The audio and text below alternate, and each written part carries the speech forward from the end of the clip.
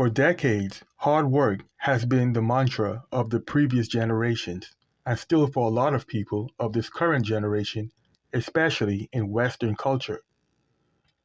Being a hard worker has been worn as a badge of honor and the key to achieving the quote unquote American dream, a dream sold to many not just in the West, but around the world as the enticing backbone and esteem of Western civilization and as a path of guaranteed success or at least a life worth living.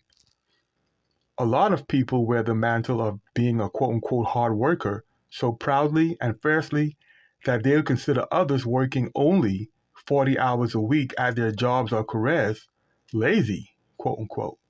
Even a good amount of people from the younger millennial and Z generations, quote unquote, have adopted the hustle culture and promote constantly grinding, quote unquote, for money or means of income at the sacrifice of rest, balance, or even sleep itself as an indicator of mental strength and even superiority to earn praise. And just like in previous generations, governments and corporations, who are the main benefactors of the people who put in quote unquote extra effort, have no problem promoting and reassuring the hard work or hustle culture themes. Now let's get into a growing segment of society who see the mentality and promotion of hustle culture as manipulative, futile, and even predatory. A movement growing in the West, but even more so in Eastern Asia, till the Chinese have a popular term for the movement they refer to as Teng Ping.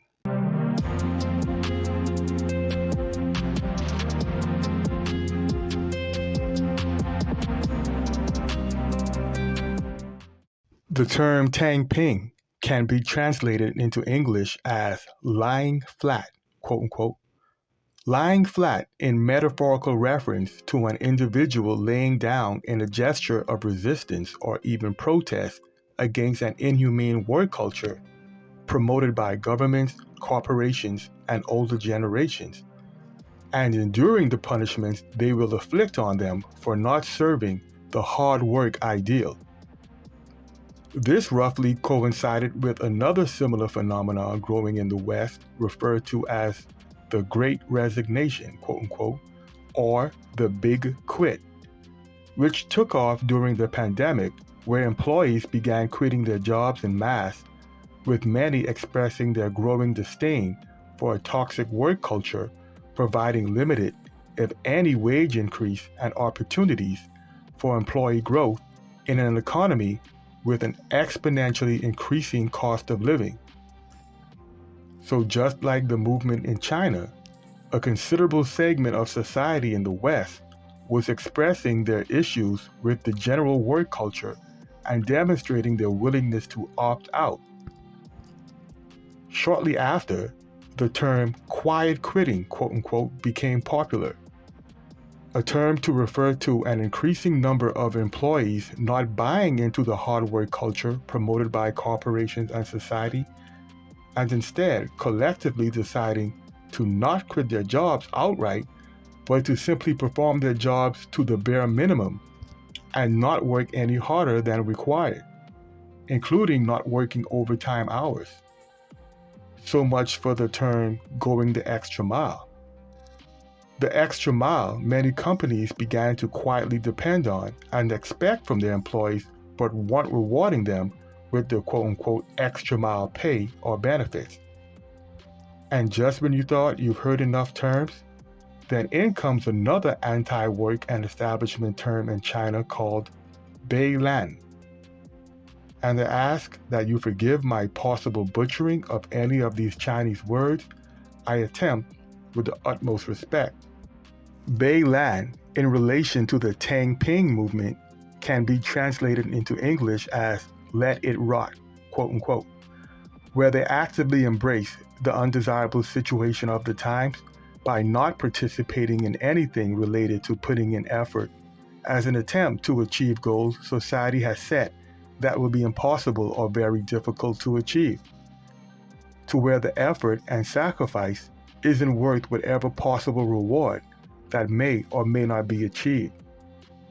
Many from older generations have issues with these anti-work movements, understandably so, considering the bang for the buck went further in their time, and there was more tangible reward for hard work. This isn't to say there weren't many in their working era living miserable lives, being taken advantage of on unfulfilling jobs at the expense of happiness and physical and mental health to provide for themselves and or family. But this is the fate many from movements like Tang Ping aren't impressed with and don't see as a badge of honor, and only see it as corporation and government propaganda rhetoric they wish to avoid suffering from as well. A responsibility not worth bearing. Now, going back to the grind or hustle culture themes, many who brag about having this mentality promote the pursuit of entrepreneurship. Why work for predatory and psychopathic greedy companies only concerned with profit margins over humane ideals when one can work for themselves and be their own boss, putting in effort on their own time? Well, sounds good to me, though I suspect a caveat coming.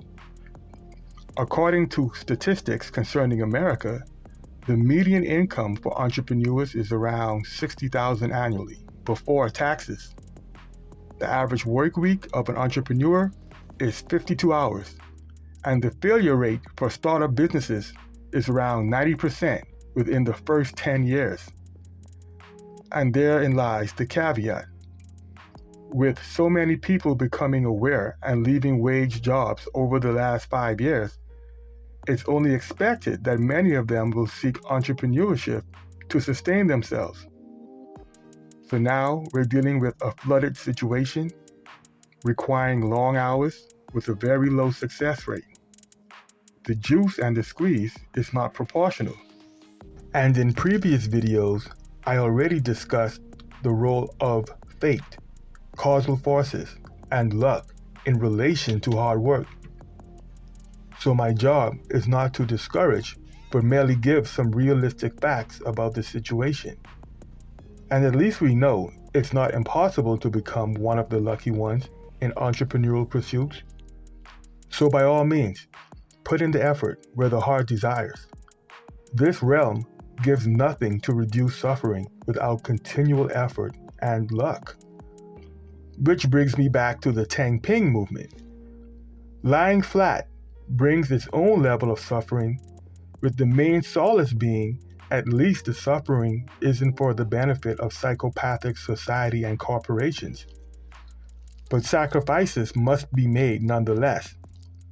Quitting jobs and laying flat logically means little to no income. So unless someone is in a financially fortunate situation, things that require expense have to be cut out in order for one to survive. Which is why many in the Tang Ping movement adjust by living almost ascetic, minimalistic lifestyles to account for a shortage of income, and many have no issues with not reproducing children to add to the expenses and potential suffering in a realm that's capricious at best. Many of them will have understandable anti-natalist stances. This realm, many refer to as a matrix, quote unquote, gets us one way or another. Many think the matrix is limited to society or city life and believe the goal is to live, quote unquote, off-grid to escape it. But make no mistake, while societal issues could be left behind by going off-grid, understand that nature requires its pound of flesh for us to survive in it as well. Nature is no less, quote-unquote, matrix than human-built society. The animals aren't just having a blast out there. The survival game of nature continues on the daily for them. The kill or be killed paradigm remains the same for any human wanting to survive it.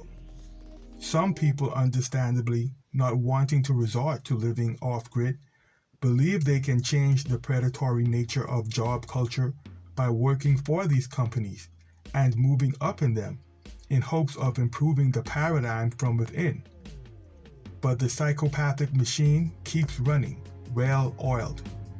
And many who've tried the Trojan horse method eventually end up becoming just as psychopathic as the prevailing conscience of the job culture they initially intended on changing, or chewed up and spat out themselves. In the world with inflation built into the economic system many depend on, a culture of ever-increasing job demands and hours contributing to the deterioration of the collective mental health, a realm where nature itself gives no breaks from its demands while humanity is getting less bang for its buck efforts, a realm where it seems like it takes almost a certain level of faith or even delusion to think the gamble of bringing another child into it is a humane idea. The required detachment and way of the Tangping movement could very well be a prevailing requirement to not just passively, but aggressively rage against the machine.